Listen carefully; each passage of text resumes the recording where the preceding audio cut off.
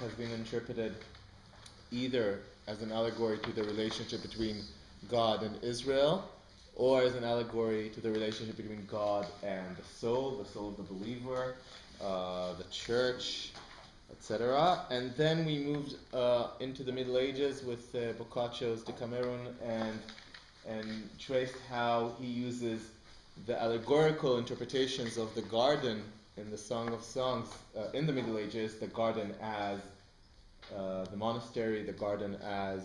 the soul, the garden as the nun, all these allegorical interpretations of the Song of Songs, and how he uses them and actually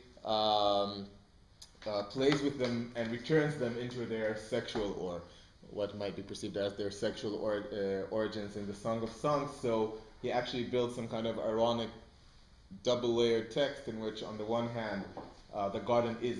returns to become this erotic space as it is in the Song of Songs, but it has this other layer, this Christian allegorical layer, where the garden is also the garden of the monastery and the body of the nun, and all of these, and Jesus is the gardener, and all of these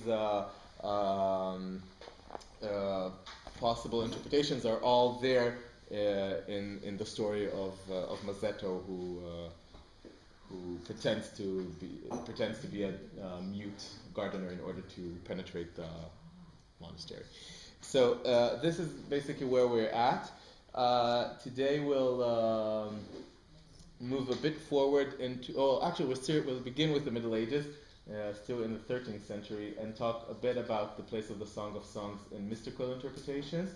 We'll take a look at one fragment from the book from the Zohar, which will probably take us just one fragment, but a lot of time. And we'll see how this fragment echoes in, hopefully we'll get to that,